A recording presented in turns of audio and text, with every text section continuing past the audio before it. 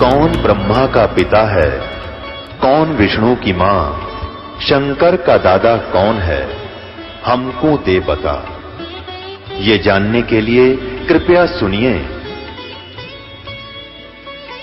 जगत गुरु तत्वदर्शी संत रामपाल जी महाराज के अमृत वचन सर्व पवित्र धर्मों के पवित्र शास्त्रों के आधार पर।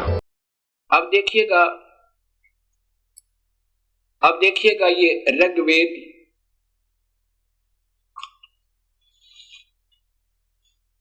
ये महर्षि दानंद सरस्वती द्वारा भाषा भाष्य है। इन्होंने भी सत्य को छुपाते छुपाते भी नहीं छुपा पाए, क्योंकि इनको स्वयं ज्ञान नहीं था कि परमात्मा वास्तव में है कौन। अब ये देखिएगा ऋग्वेद मंडल नंबर 10 और सूक्त नंबर 90 इसमें देखना संस्कृत स्पष्ट बता रही है। यहां देखिए सहस्रा शीर्षा सहस्रा अक्षय सहस्र पात है स भूमि विश्वस्तो वृत्वा।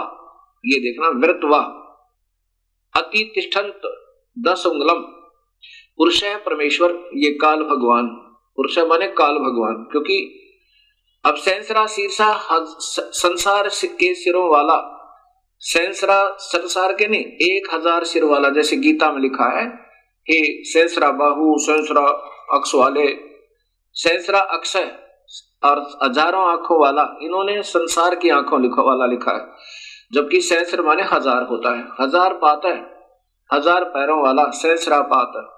अब मैं जो बताना चाहता हूं कि ये क्या लिखा है, स माने वह भूमि, इस भूमि वाले पृथ्वी वाले लोकों में प्रकृति को विश्वता माने सब और से वृत्वा, ये वृत्वा माने गोल आकार में घेर के 10 उंगलम, इन्होंने 10 इंद्रियों लिखा नहीं, 10 उंगल माने इन 10 इनसे बाहर, यानी अपने पूरे काबू में करना। 10 उंगलम में माने पूरे काबू में करके अति तिष्ठत यानी इनसे भी बाहर बैठा है। अब ये संस्कार दिखाई आपको। अब ये दास बताएगा वास्तव में इनका क्या सरलास बनता है। और फिर आगे इन्होंने किया है, इन्होंने की भाषा में सुनिए पहले। अब दूसरा श्लोक जो उत्पन्न हो चुका है और जो भविष्य में उत्पन्न होगा, होने वाला है, और जो वर्तमान में है वह सब पुरुष ही है, और अमृता मोक्ष का स्वामी है, जो प्रकृति से बढ़ता है उसका भी स्वामी है। अब देखो ये परब्रह्म की महिमा है, वो ब्रह्म की महिमा थी। अब आगे देखिएगा, इन्होंने गोलमोल कर दिया। आगे देखो एतावान इतनी ही इस पुरुष की जगत आदि विभूति है। स्पष्ट लिखा है कि एतावान इतनी ही इस पुरुष की महिमा अर्थात जगत आदि विभूति है, और पुरुष वह परमेश्वर तो यानी इस भगवान 1000 भुजा वाले थे तो वह परमेश्वर तो स्वयं लिख रहे हैं इससे भी बड़ा है। देखो महर्षि दानंद स्वयं 2 भगवान तो आप ही स्वीकार कर रहे हैं कि वो वास्तव में परमात्मा, पहले तो 1000 भुजा वाला भगवान, अब कहते हैं ये तो इतनी ही महिमा है उस भगवान की तो, लेकिन वो परमात्मा वह परमेश्वर अर्थात दूसरा कोई भगवान है वो इससे भी बड़ा है।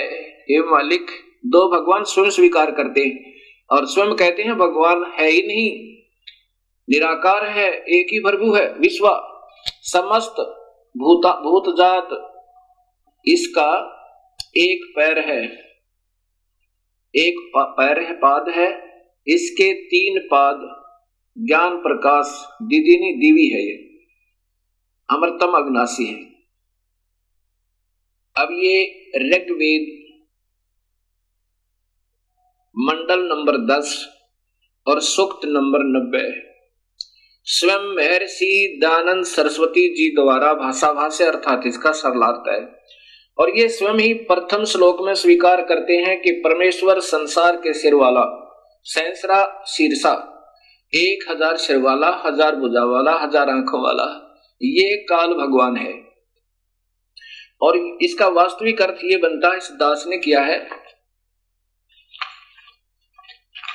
कि पुरुष विराट रूप काल भगवान अर्थात क्षर पुरुष, 1 सहस्रा शीर्षा, 1000 सिर वाला, 1000 आंखों वाला, 1000 पैरों वाला, वह काल भूमि मन पृथ्वी वाले 21 ब्रह्मांडों को विश्वस्तः माने सब औरतें, विश्वस्तः माने सब और से जबरदस्ती घेर के, विश्वस्तः 10 उंगलम माने बिल्कुल पूर्ण काबू करना, यानी 10 उंगलों के बीच में रख लेना, उसको पकड़ लेना, जकड़ लेना। 10 उंगलम का अर्थ ये है पूर्ण रूप से घेर के,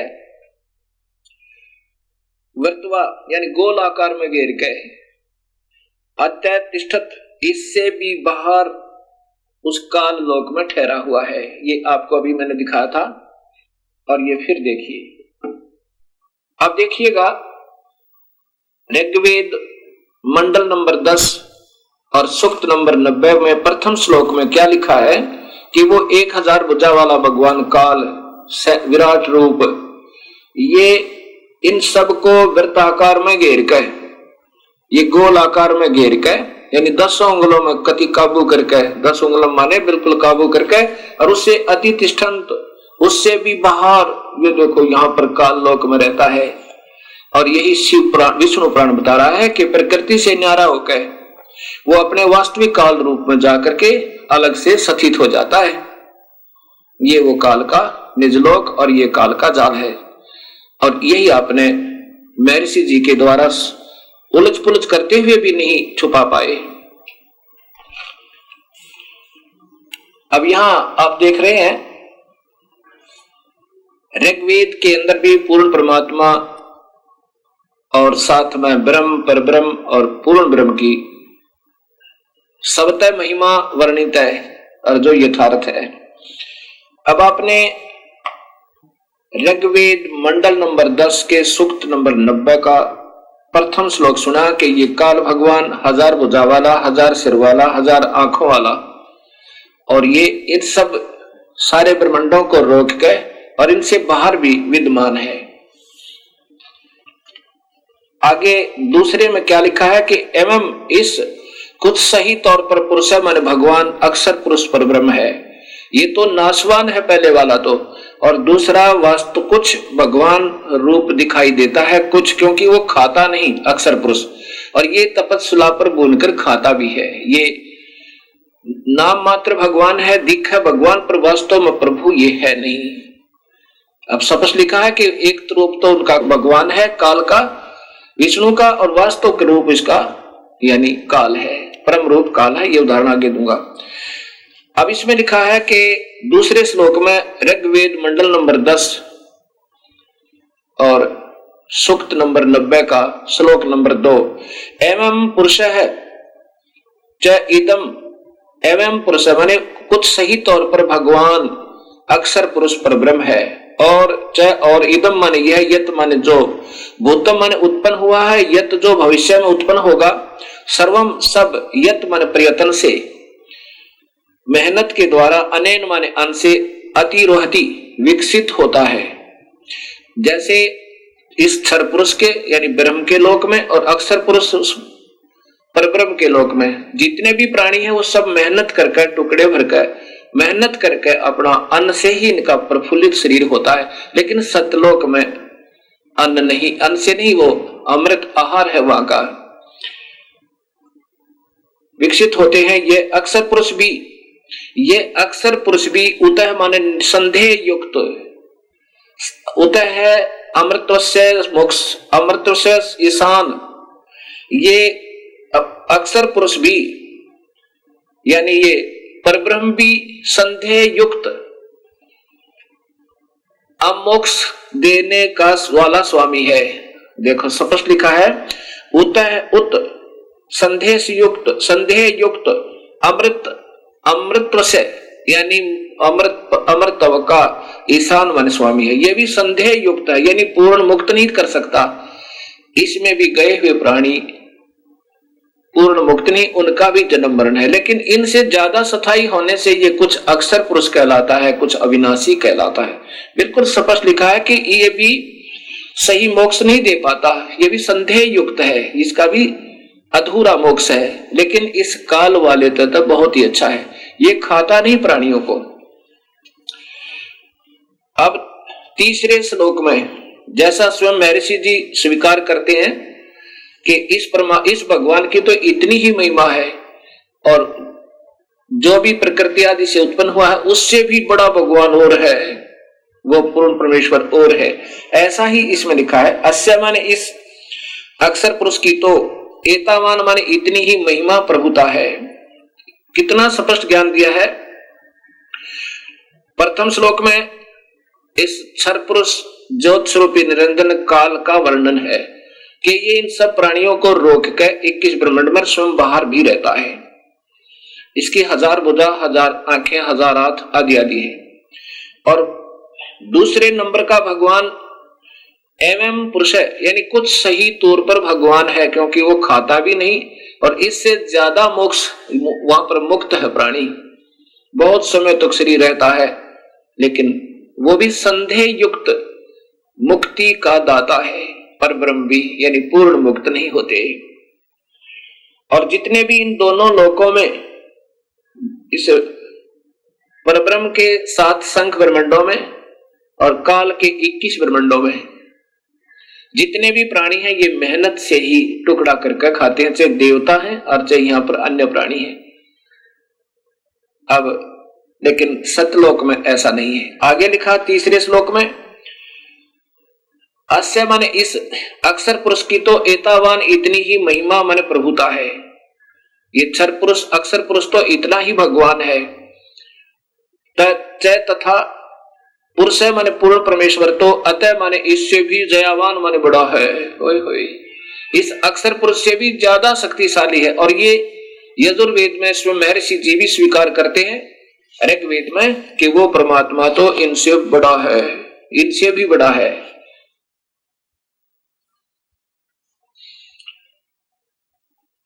विश्व माने समस्त, भूतानी माने अक्षर पुरुष तथा क्षर पुरुष के इन लोकों में तथा सतलोक में जितने भी प्राणी हैं वह इस अस्य माने इस पूर्ण परमात्मा नि अक्षर पुरुष का पाद माने एक पैर समझो। अस्य माने इस परमेश्वर के त्रि माने 3, दिवी माने लोक जैसे सतलोक, अलखलोक, अगमलोक, वो अमृतम अविनाशी पाद दूसरा है। ओए होए, अब क्या बताया है कि ये जितने भी सतलोक और इस लोक में जितने भी प्राणी हैं, ऊपर के लोकों में और परब्रह्म और ब्रह्म के लोकों में जितने प्राणी हैं जीव आत्मा, ये तो इसका एक पैर समझो। और ऊपर के तीनों लोकों में जितने प्राणी हैं, दिव्यलोक कौन कौन से, अक्षर पुरुष ना, सतलोक, अलखलोक और अगमलोक, अनामी लोक में जीव स्थिति न्यारी नहीं है। इसलिए उन तीनों लोकों में और जितने भी प्राणी और तीनों लोक, ये उनका अविनाशी पैर है, अर्थात उस परमात्मा की सतिथि बता रहे हैं उदाहरणार्थ। आगे फिर चौथे श्लोक में लिखा है कि पुरुष माने यह अविनाशी परमात्मा, ऊर्ध्व माने ऊपर, त्रि माने 3 लोक जैसे सतलोक, अलखलोक और अगमलोक, पाद माने पैर ऊपर के हिस्से में, उदयन उदयत विराजमान है। अस्य माने इस परमेश्वर की पूर्ण ब्रह्म तथा पाद एक पैर एक हिस्सा जगत रूप पुनः फिर यह माने यहाँ अभवत प्रकट होता है, और फिर यहाँ पर वो प्रकट भी होता है, जैसे कभी रूप में आगे, कभी सत्सुकृत रूप में आगे, कभी किसी प्रकार। तथा माने इसलिए स माने वह अविनाशी पूर्ण परमात्मा, असना अंश असने, ओए होए, ऐसन जो खाता नहीं और जो सने जो खाता है। ये क्षर पुरुष तो 1,00,000 जीवों को रोज खाता है, अक्षर पुरुष खाता नहीं। इसमें लिखा है सनेन असनेन, खाने वाले और न खाने वाले, अर्थात काल और परब्रह्म से अभी माने ऊपर, विश्व माने सर्वत्र, उससे ऊपर भी और सर्वत्र विक्रमात व्यापक है। कितना स्पष्ट कर दिया कि ये परमात्मा पूर्ण ब्रह्म अविनाशी परमात्मा ऊपर के तीनों लोकों में भी है। और फिर ये खाने वाले और न खाने वाले, काल तो खाता है पर ब्रह्म नहीं खाता। ये क्षर पुरुष तो 1 लाख जीवों का आहार करता है, इसको सांप लगा हुआ है, इसको रोग लग गया, और अक्षर पुरुष नहीं खाता। इसलिए लिखा कि खाने वाले और न खाने वाले, इनसे इन में भी व्यापक है और इनसे ऊपर भी न्यारा भी वो व्यापक है, ऊपर भी है और इन सब पर भी कंट्रोल है। जैसे प्रधानमंत्री राज्य में भी व्यापक, एक प्रांत में भी व्यापक है और अपने भी सब सारे देश में भी व्यापक है। और केवल मुख्यमंत्री अपने ही प्रांत में व्यापक है और मंत्री अपने विभाग में, केवल एक प्रांतीय मंत्री अपने केवल विभाग में व्यापक है, ऐसा समझो। पुरुषेण माने काल भगवान ने अपने जाल साजी से हविषा माने गर्म करके खाने के लिए मक्खन पदार्थ रूप में, देवा माने भक्त आत्माओं को अयज्ञम अविधि पूर्वक धार्मिक रूपी यज्ञ के द्वारा, अयज्ञम यानी जो धार्मिक, यज्ञ माने धार्मिक कर्म, अयज्ञ जो धार्मिक कर्म ना हो। जैसे गीता जी में लिखा है कि 7वें अध्याय के 15वें श्लोक में कि तीनों गुणों के द्वारा जिनका ज्ञान हरा जा चुका है वो राक्षस स्वभाव को धारण किए हुए दुष्कृतिन, मनुष्यों में नीच, दुष्कृतिन माने वो अधार्मिक, मतलब शास्त्र विरुद्ध साधना करने वाले, दुष्कृतिन माने जो सही धार्मिक कर्म ना हो वो बुरे कर्म करते हैं। जो शास्त्र अनुकूल साधना नहीं है, पूर्ण परमात्मा की पूजा नहीं है, उससे अन्य पूजा को दुष्कृतिन अर्थात अविधि पूर्वक साधना करने वाले कहा है। यहाँ वही है कि अयज्ञ जो अधूरी अविधि पूर्वक साधना रूपी यज्ञ के द्वारा, यत माने परिवर्तन करके, तन्वंत माने ताने अर्थात जाल की तरह रचना रची, वसंत सुहाना मौसम, वसंत अर्थात रिंचिक सुख। अब जब तक इस प्राणी के शुभ कर्म साथ होते हैं, जब ये मौज मारता है, बड़ी खुशी के साथ रहता है, तो ये तो समझो वसंत ऋतु बनाई इसने। शुभ कर्म जब साथ है तो ये आनंदित समझता है अपने आप को। लेकिन ये गरीबदास जी कहते हैं तू जाने तेरी ऐसे नवेगी हरदम लेखा वरना रे। तो इन्हों सोच लेता है ये इंसान जब थोड़ा सा सुखी होता है कि तू ऐसे ही आनंद में रहेगा। नहीं, इस काल ने ही ये तुझे धोखा देने के लिए तेरे ही शुभ कर्म देकर वो वसंत ऋतु बना दी, अर्थात ये रंचिक सुख संतान और संपत्ति का दिखाया।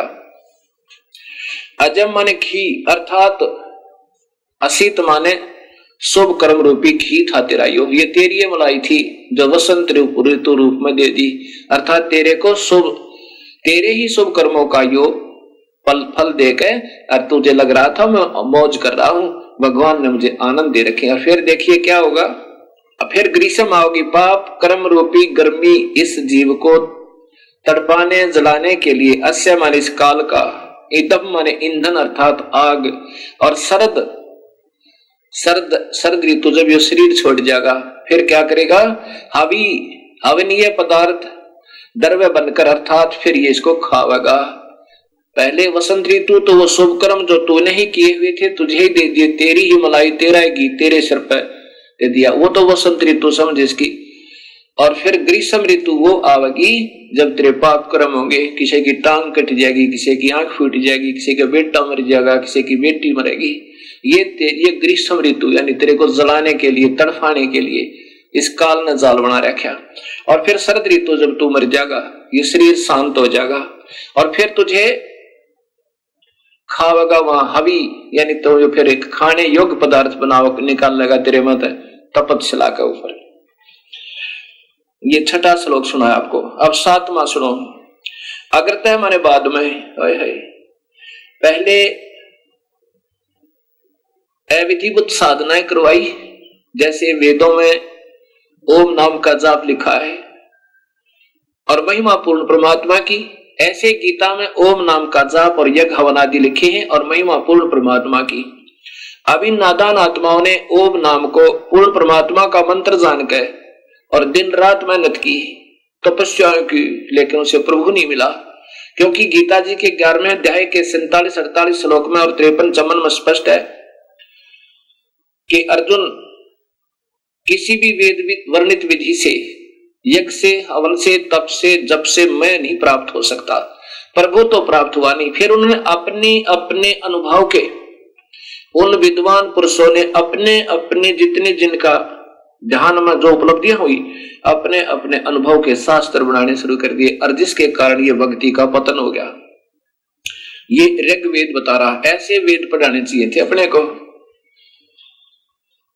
अगर तब माने बाद में, तब मानो सज्ञान अंधकार की, यज्ञम माने पूजा के आधार पर, पुरुषम माने काल भगवान को, तेन माने उन, देवा माने भक्त आत्माओं, च तथा साध्य माने सिद्धों ने, ऋष्य है माने ऋषियों ने, बहरसी माने वेदों के बाहर अर्थात भिन्न भिन्न, जातम माने स्वयं उत्पन्न कर दिए। वेदों से बाहर, बहिर्ष माने उस तक बाहर के, वेदों से न्यारे, जातम माने स्वयं उत्पन्न कर दिया अर्थात वह शास्त्र बना लिए। ये माने जो प्रोक्शन माने मन माने मंत्रों के उच्चारण से, जैसे चारों वेदों में तो एक एक थोड़ा थोड़ा मंत्र निकाल के और एक ये गायत्री मंत्र बना दिया। ये चारों वेदों में से दो दो अक्षर, तीन तीन अक्षर ले रखे हैं। ये स्वयं प्रोक्शन माने मन माने मंत्रों के उच्चारण से अयजंत अविधि पूर्वक साधनाएं शुरू कर दी। ओए होए, ऋग्वेद बता रहा है ये।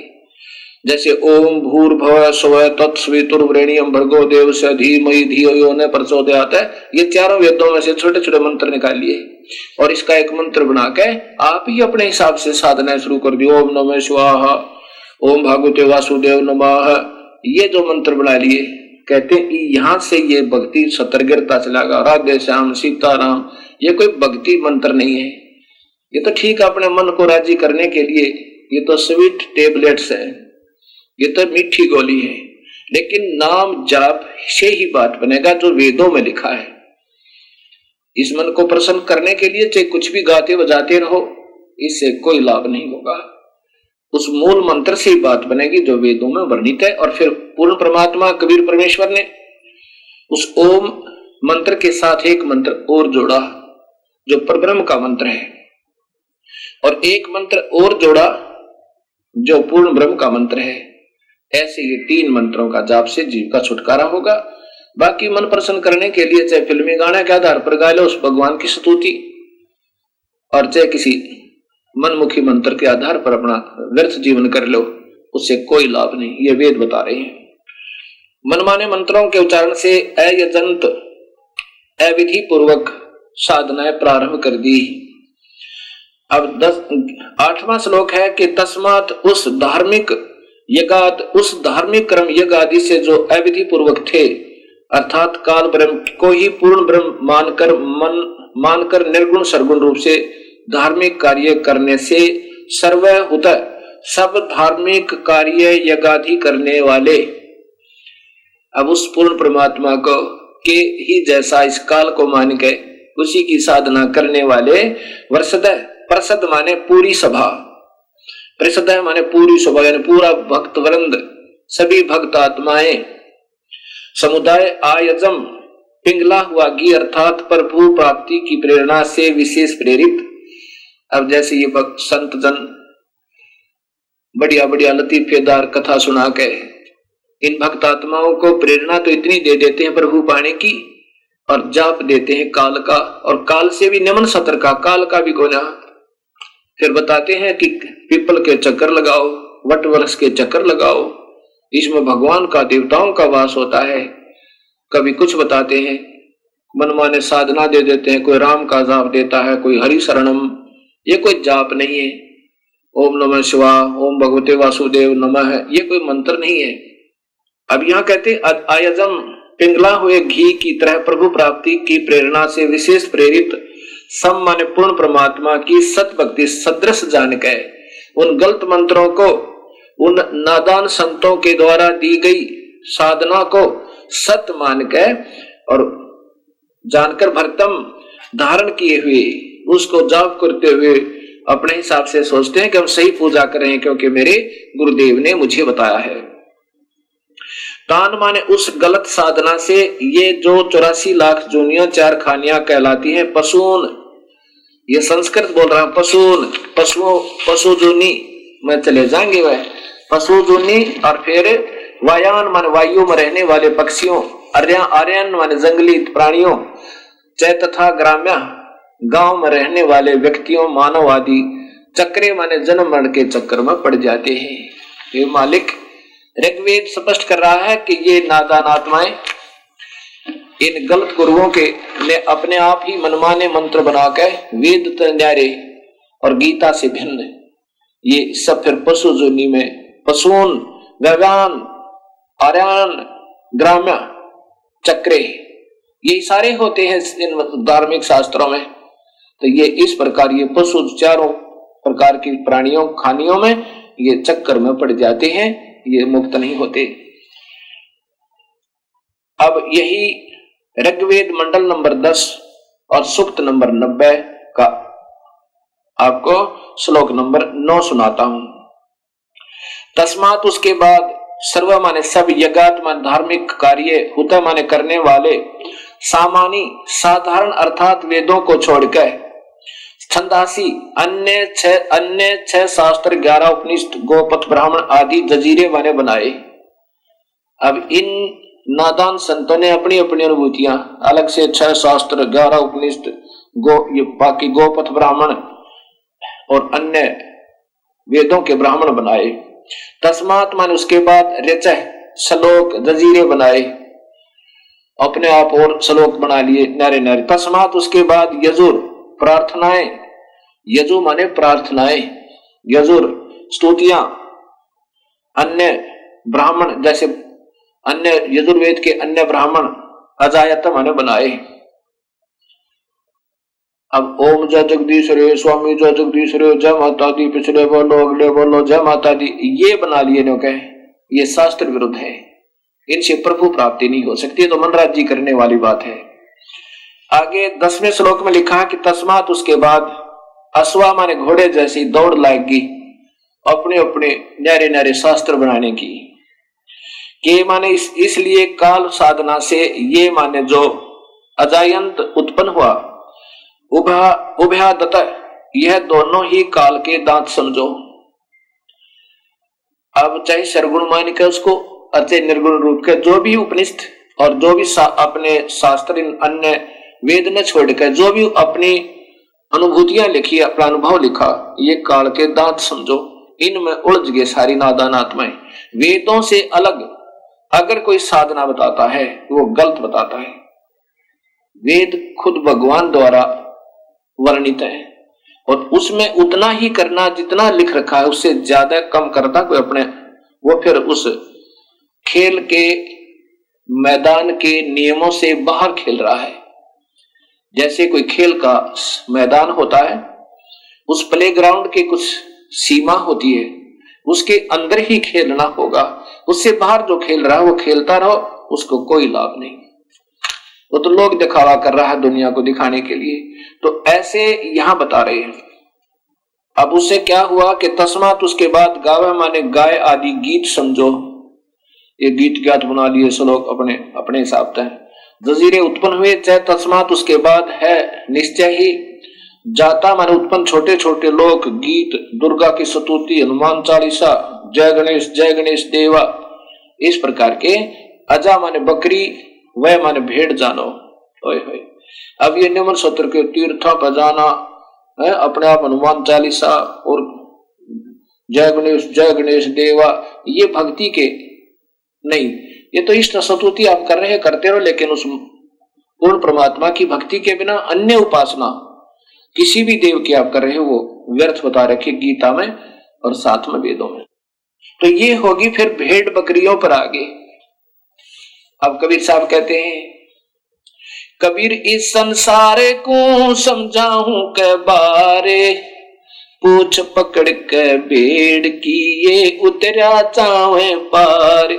वही वेद बता रहे हैं जो कबीर परमेश्वर ने स्वयं आकर बताया कि उन वास्तविक साधना ने छोड़कर नौका में तो उतर गए और भेड़ की पूछ पकड़ ले कोई दरिया से पार होने के लिए, तो कभी पार नहीं हो सकता। कबीर साहब कहते हैं, कबीर इस संसार ने समझाऊं के बार, अरे ये पूछ पकड़ कर भेड़ की उतरा चावे पार, ये नादान साधना है, पाप दुर्गा स्तुति बनाकर तू शेरा वाली है, तू लट्टा वाली है, तू फलाने वाली है, वो तो माँ में गुण है ही है, लेकिन वो मिले कैसे ये संत बताएंगे।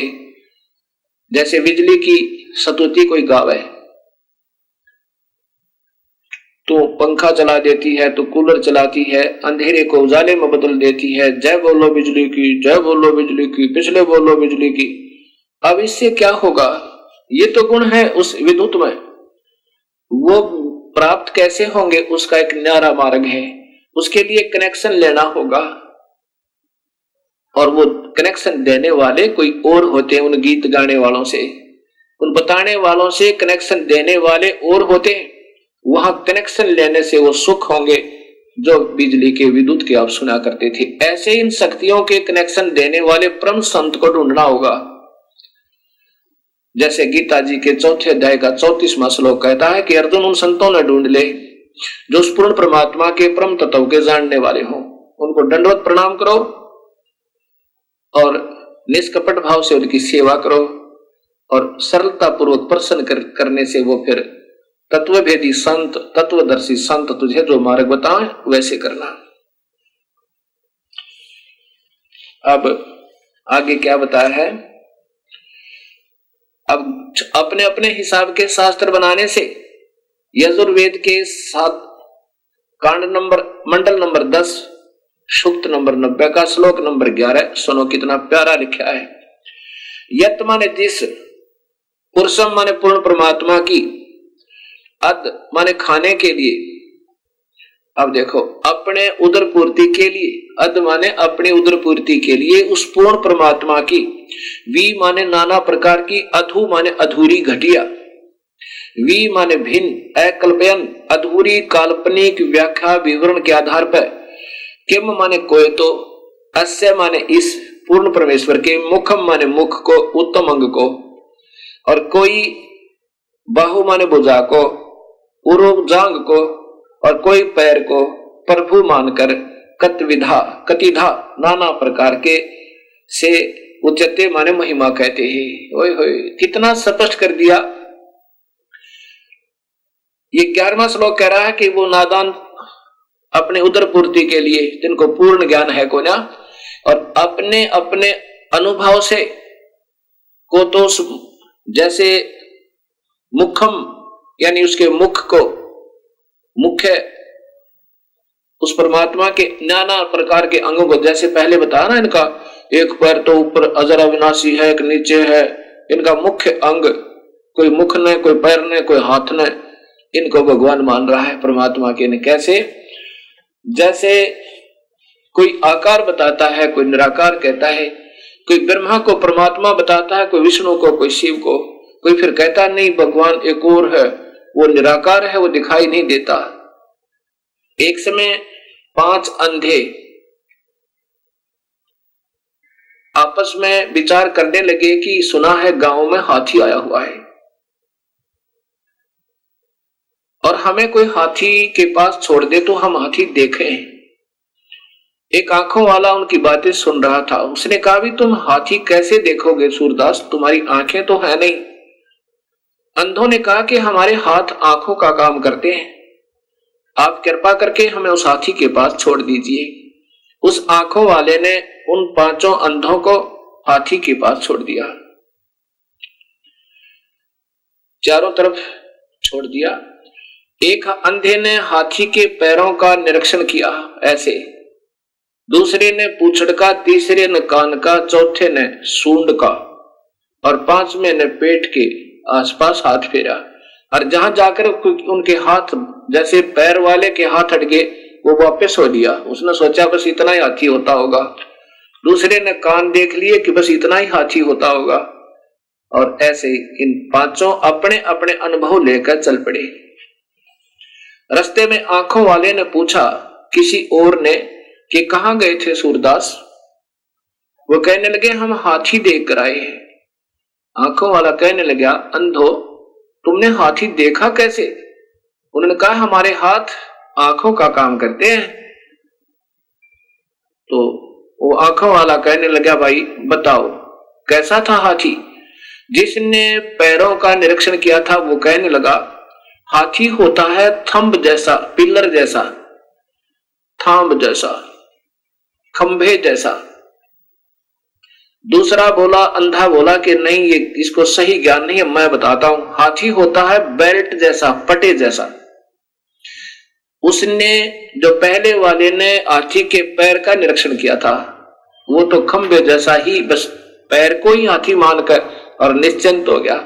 दूसरे ने पूंछड़ का, उसकी दूम का, पूंछ का निरीक्षण किया था, वो उस पूंछ को ही हाथी मान के और फूला नहीं समावे। अब तीसरे ने कहा कि दोनों को कुछ नहीं मालूम, मैं बताता हूं। हाथी होता है छाछ जैसा, सूप जैसा। उसने कानों को देखा था, पकड़ पकड़ कर निरीक्षण किया था। चौथा कहने लगा, इनको नहीं मालूम सही, मैं बताता हूं। हाथी होता है पाइप जैसा, उसने सूंड का निरीक्षण किया था। पांचवा कहता है, ये अधूरा ज्ञान बता रहे हैं, मैं बताता हूं हाथी कैसा होता है। हाथी होता है बटोड़े जैसा। हरियाणा में एक उपलों का एक ढेर बनाया जाता है, उसको फिर ऊपर से गोबर से प्लास्टर कर दिया जाता है, और जैसे प्लास्टर वाल समझो, यानी प्लास्टर की हुई दीवार समझो, मड प्लास्टर जिस पर हुआ हो, मड प्लास्टर यानी मिट्टी की लिपाई कर रखी हो, ऐसा हाथी के पेट का ऐसा वो कुछ खरदरापन होता है। अब पेट पे हाथ फेरने वाला कहता हाथी होता है मड प्लास्टर, यानी कच्ची दीवार जिस पे मिट्टी का प्लास्टर हुआ हो, ऐसा हाथी होता है। अब ये ऋग्वेद मंडल नंबर 10 और सूक्त नंबर 90 का श्लोक नंबर 11 स्पष्ट करता है कि यत माने जिस पुरुषम माने पूर्ण परमात्मा की, अदय माने उदर पूर्ति के लिए नादान लोगों ने, अधूरे मार्गदर्शकों ने, अधूरे अनुभव वालों ने वेदों को तो छोड़ दिया, जो उसमें सही मार्ग और सही विधि लिखी हुई है, जितनी भी उससे प्राप्ति होनी थी, उनको त्याग के और निम्न सत्र के अपने अपने शास्त्र बना लिए, जो कि मान्य नहीं है, वो शास्त्र नहीं है, वो पूजा के योग्य नहीं है, क्योंकि उनके अधूरे अनुभव हैं।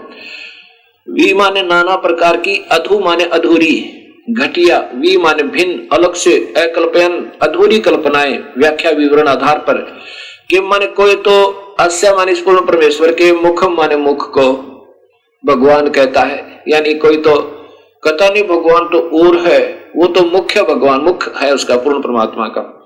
और कोई भुजा को भगवान कहता है, कोई पैर को पाद है, और कोई किसी प्रकार से जांग को, यानी ऐसे ऐसे उन्हें अपने अपने हिसाब की अटकलें लगा रखी हैं। अब आंखों वाला बता सकता है कि सारे मिलाकर ही प्रभु बनता है, जैसे ये 21 ब्रह्मांड,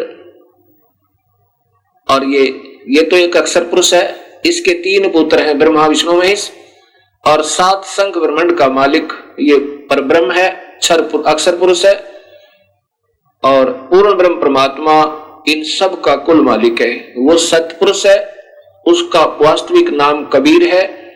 इन सब रचना से पहले भी उनका नाम कबीर है, इसलिए वेदों में उस परमेश्वर का नाम कबीर आया है।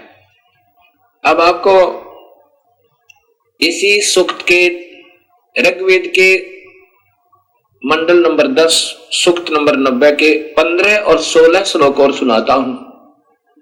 इसमें बिल्कुल स्पष्ट वर्णन कर दिया कि 7 और 21, क्योंकि इसमें हिंट होते हैं और हिंटों को वही बता सके जिनको पूर्ण ज्ञान हो। क्या लिखा है? सपत अस्य आसन प्रीधः त्रिसप्त समिदः कर्ता देवा यतः यगम तन्वाना अबंधन पुरुषम पुषुम। अब देखो कितना प्यारा कर वर्णन दिया है। सपत माने 7 संख, सप्त माने 7, त्रिसप्त, त्रिसप्त माने त्रिसप्त माने 3, त्रिसप्त 3 बार 7 7 अर्थात 21, त्रिसप्त 3 गुणा में 7 21, त्रिसप्त यानी 21। इसमें ऐसा ही लिखा जो दास पढ़ रहा है, सप्त 7 संख ब्रह्मांडों को, तो 7 संख ब्रह्मांड तो परब्रह्म की तथा काल ब्रह्म के त्रिसप्त। अब 7 संख ब्रह्मांड तो परब्रह्म के, और त्रिसप्त इस 21 ब्रह्मांड काल ब्रह्म के। समीदय माने दुख रूपी आग से दुखी, कर्ता माने करने वाले, प्रीधय गोला आकार रूप में सीमा में जो आसन माने विद्यमान है, यत माने जो, पुरुष माने पूर्ण परमात्मा की, यज्ञ माने विधिवत धार्मिक कर्म अर्थात पूजा करता है, वह पशु माने बलि के पशु रूपी, देवा माने भक्त आत्मा को, तनवाना काल के द्वारा रचे फैलाए बंधन जाल से बंधन रहित करता है, बंदी छुड़वाने वाला बंदी छोड़ है वो परमेश्वर। इस पारब्रह्म के तो 7 शंख ब्रह्मांड में और काल के 21 ब्रह्मांड में जो बलि के बकरे की तरह बेचारे इन्होंने फंसा रखा है, उन काल के रचे हुए जालों में के बंधन से अबंधन करता है, उनको निर्बंध करता है, उनको छुड़वाता है। और फिर 16वें श्लोक में कमाल कर दिया, जो देवा माने भक्त आत्मा अयगम अधूरी गलत धार्मिक पूजा के स्थान पर यज्ञ माने सत्य भक्ति धार्मिक कर्म के आधार पर यजंत माने पूजा करते हैं, तानी माने वे धर्माणी धार्मिक शक्ति संपन्न, प्रथमानी मुख्य अर्थात उत्तम है। कितना स्पष्ट कर दिया कि जो उस अविधिवत साधना न छोड़ के जो भक्त आत्मा और विधिवत साधना करते हैं वो सबसे उत्तम हो गए, उनके पुण्य कर्मों का, उनके नाम के जाप का संग्रह होगा, भक्ति संचित होगी, वो सबसे उत्तम आसन माने हैं। ते है वे ही वास्तव में महिमान अर्थात महिमा मान का अर्थ है महान शक्ति युक्त होकर भक्ति की कमाई तय, धर्म तय, दान तय, यज्ञ तय, हवन तय, जप तय, ये महिमा मान हो गए अर्थात ये शक्तिशाली हो गए, इनमें खूब कमाई होगी। साध्या माने भक्तजन, नाकम माने पूर्ण सुखदायक परमेश्वर को, सचंत माने भक्ति निमित्त कारण से प्राप्त होते हैं, भक्ति निमित्त कारण से प्राप्त होते हैं, उस सत भक्ति की कमाई से उस पूर्ण परमात्मा को प्राप्त हो जाते हैं।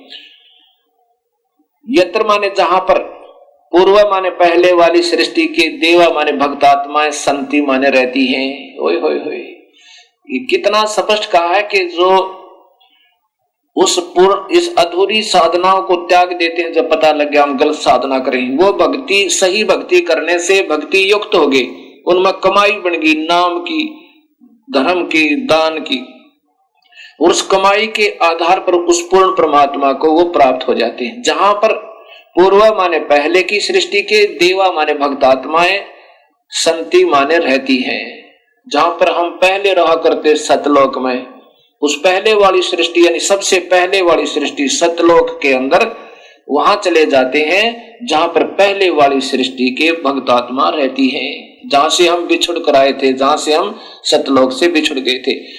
अब सच्चाई को कहां तक छुपाओ ये ऋषि जन। कबीर साहब कहते हैं, चोर चुराई तोमड़ी और गाड्डा पानी मां, वो गाड्डा वो बाहर आवे, ऐसे सच्चाई छानी ना। अब फिर दिखाता हूं महर्षि दानंद जी द्वारा भाषा भाष्य, ये देखिएगा ऋग्वेद, ये महर्षि दानंद जी द्वारा भाषा भाष्य है।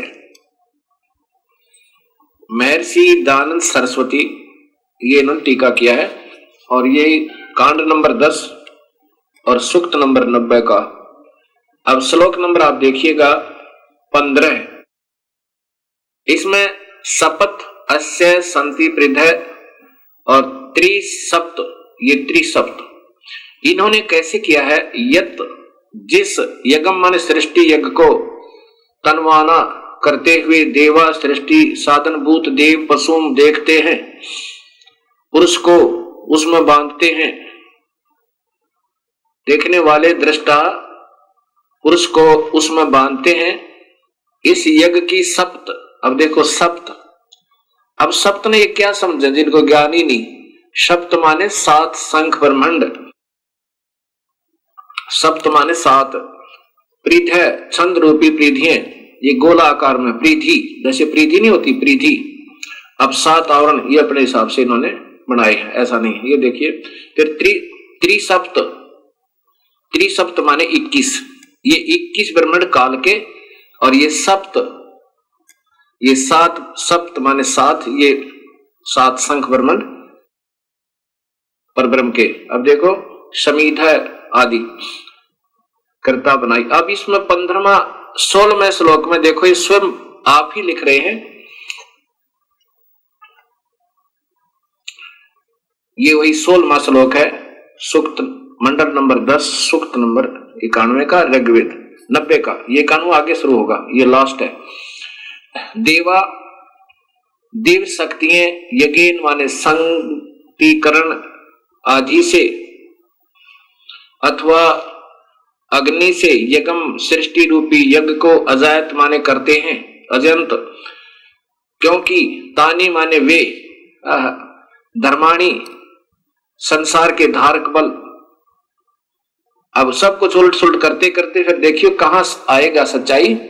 वर्तमानी मुख्य आसन माने हैं, इसका अर्थ बनता है जो सही ढंग से भक्ति करते हैं वो सबसे उत्तम भक्त आत्मा है। ते वे ही महिमान महान सामर्थ्य वाले हुए, अर्थात जो सख्त भक्ति करते हैं उनमें भक्ति शक्ति होगी।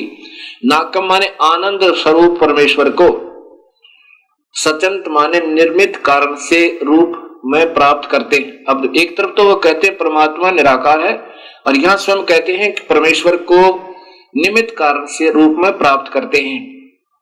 कहा? यत्र माने जिसमें, पूर्व माने पूर्व सृष्टि अर्थात सतलोक के, साध्या माने सृष्टि साधन संपन्न, देवा माने दिव्य शक्तियां, संति माने रहते हैं। अब स्वयं स्वीकार कर रहे हैं महर्षि जी के आनंद स्वरूप परमेश्वर को प्राप्त करते हैं निमित्त कारण से, अर्थात सत भक्ति के कारण प्राप्त करते हैं। इसलिए भगवान कहीं आकार में है जहां उसको प्राप्त करते हैं। प्राप्त करना माने उससे मिलना, उससे साक्षात्कार करना। ये स्वयं वेद बता रहा है, स्वयं अपने कर्मों से लिख रहे हैं, कर कमलों से, जिसमें कहा जाते हैं उस परमात्मा के लोक में जहां पहले की सृष्टि यानी सतलोक वाले साध्या सृष्टि संपन्न साधन संपन्न अर्थात वो भक्त आत्मा, देवा माने दिव्य शक्तियां, ये भक्त आत्मा रहती हैं वहां, क्योंकि वो परमात्मा स्वरूप आत्म रूप में है इसलिए उनको देवा कहा है, शक्तियां रहते हैं। अब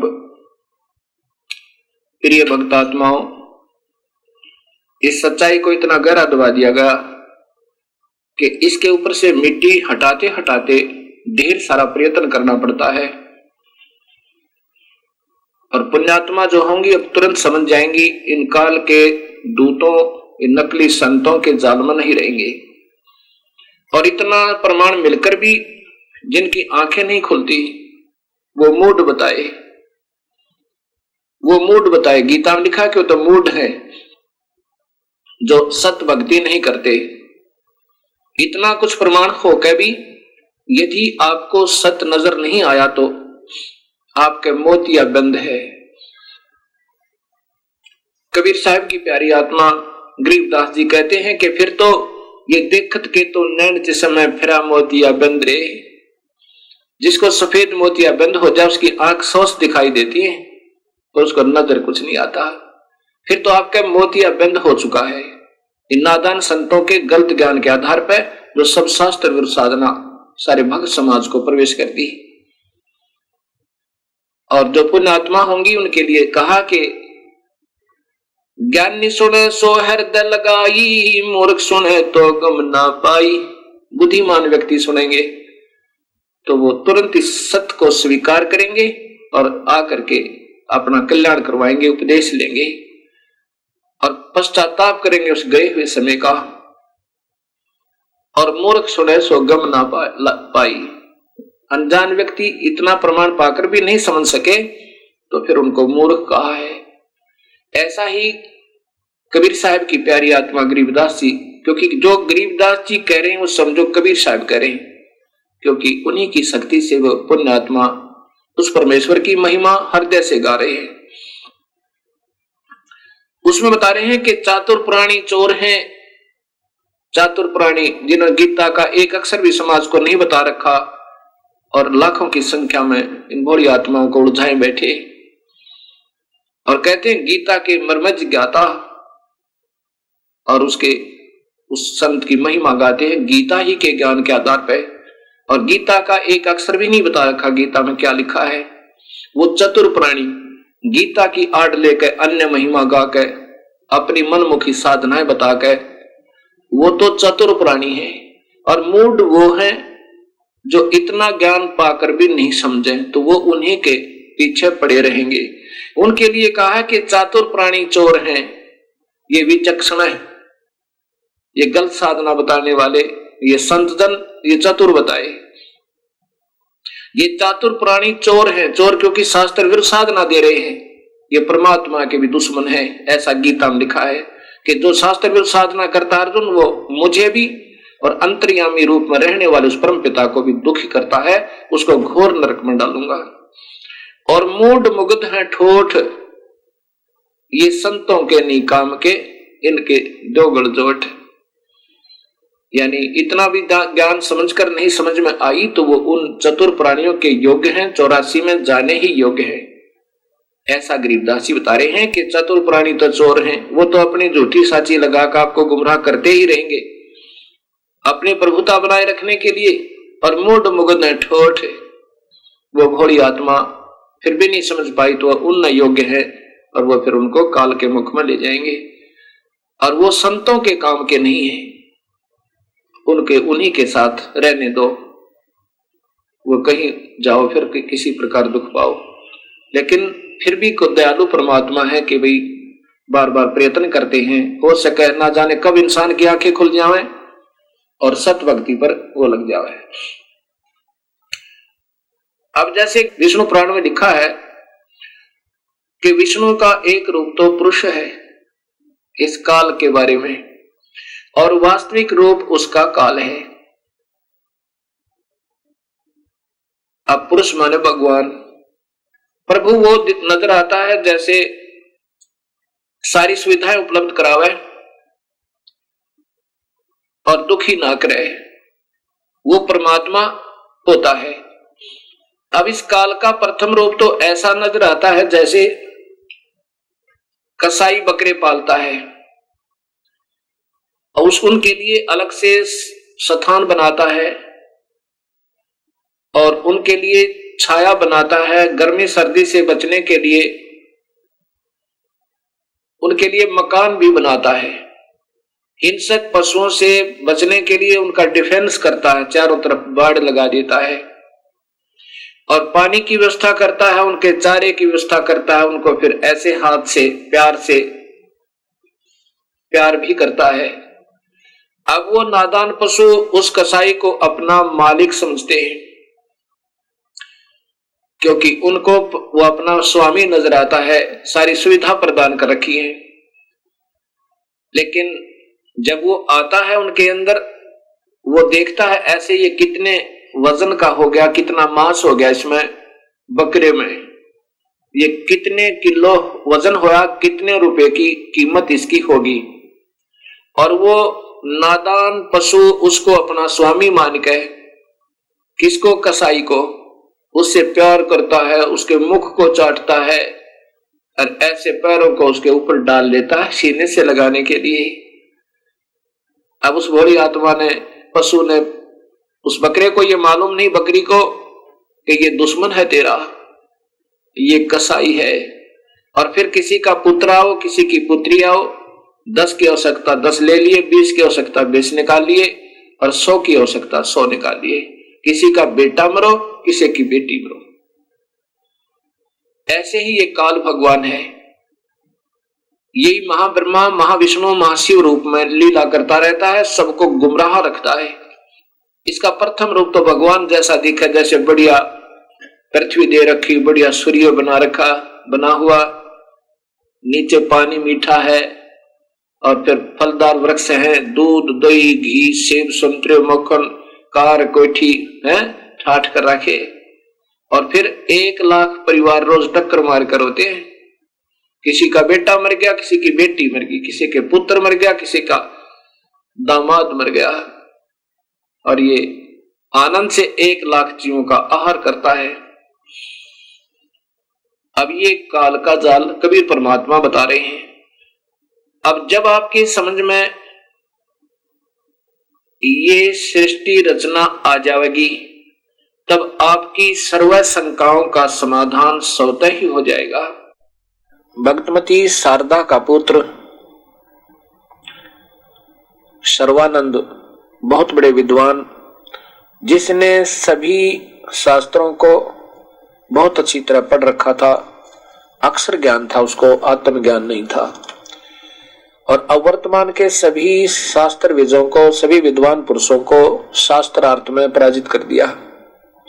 उसके सामने टिकने वाला कोई नहीं था। साथ में शास्त्र रखता था एक बैल के ऊपर, ऐसे बैग सा बनाकर बैल के ऊपर, ऑक्स के ऊपर, और उसमें सारे शास्त्रों को, 18 पुराणों को, 4 वेदों को, गीता जी को, श्रीमद् भागवत सुधा सागर को, जो भी इनको सबको साथ रखता था। उस समय के सभी विद्वानों ने उसे पराजय मान ली थी अपनी, और सर्वानंद जो है सबको से विजयी हो चुका था। अब सर्वानंद के मन में आया कि अब मैं अपना नाम सर्वाजीत रखवा लूं। अपनी मां से कहने लगा, मां आज के बाद मेरा नाम सर्वाजीत कहा करो, मेरा नाम सर्वाजीत रख दो। भगतमती शारदा ने कहा, बेटा सर्वानंद नाम कौन सा बुरा है, बहुत ही अच्छा है, के बात कोई कारण बता। सर्वानंद ने कहा कि मां मैंने सभी विद्वानों को, आज के दिन जितने भी विद्वान महापुरुष संत ब्राह्मण लोग हैं, मैंने सबको पराजित कर दिया शास्त्रार्थ में, मेरे सामने टिकने वाला कोई नहीं,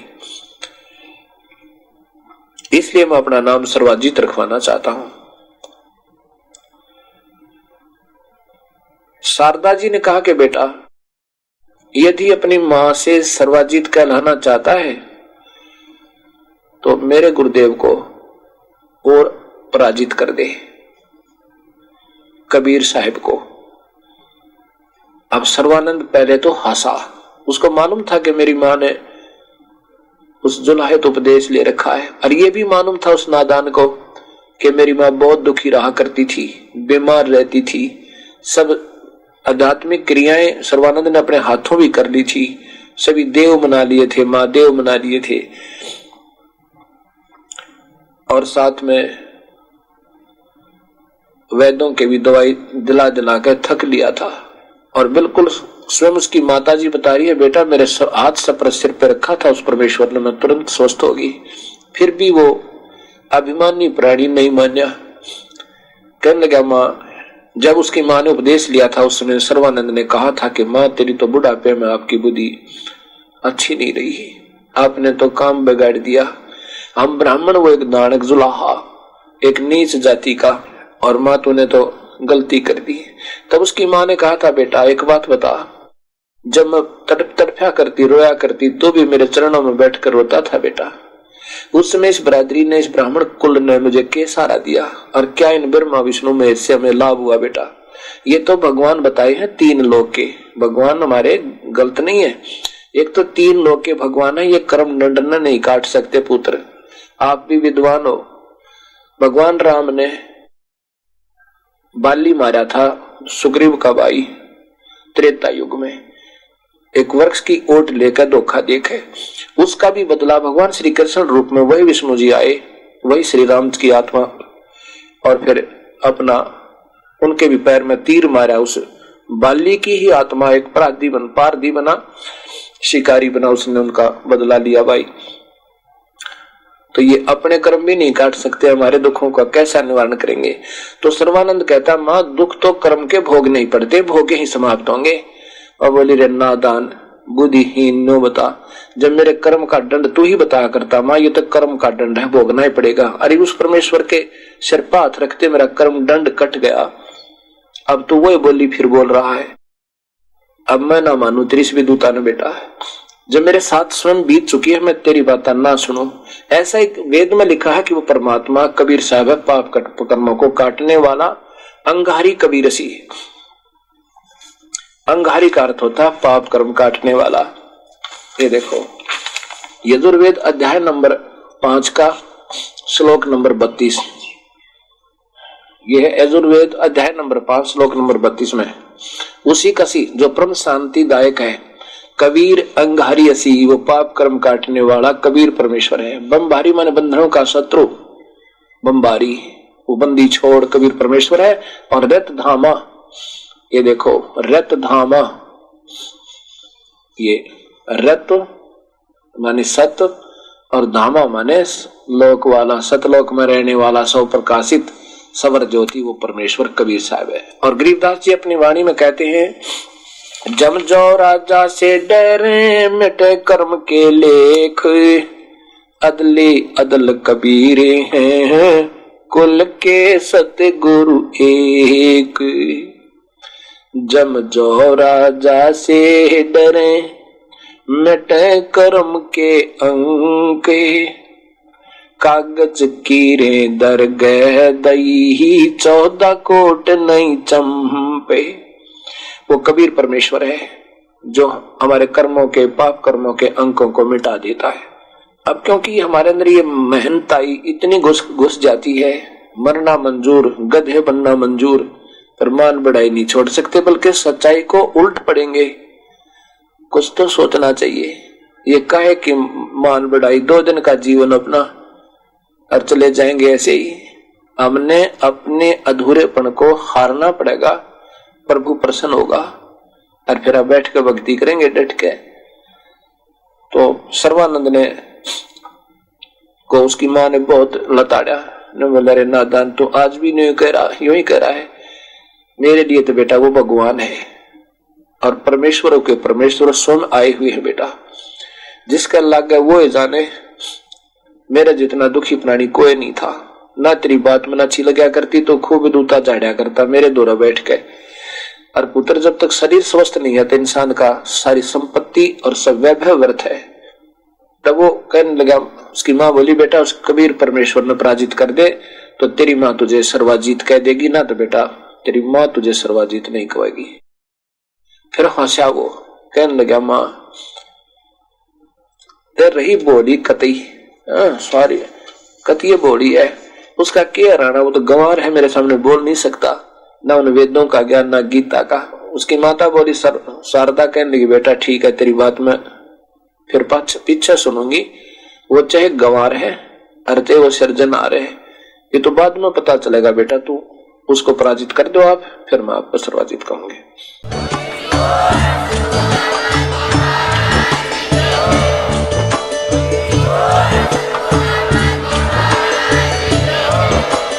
आप सुन रहे थे जगत गुरु तत्वदर्शी संत रामपाल जी महाराज जी के मंगल प्रवचन। अधिक जानकारी के लिए विजिट कीजिए हमारी वेबसाइट www.jagatgururampalji.org। संत रामपाल जी महाराज जी के शुभ आशीर्वाद से पूरे विश्व भर में 500 से भी ज्यादा नाम दीक्षा केंद्र हैं, जिन पर संत रामपाल जी महाराज जी द्वारा ऑनलाइन निःशुल्क नाम दीक्षा दी जा रही है। अपने नजदीकी नाम दीक्षा केंद्र का पता करने के लिए संपर्क करें 8222880541।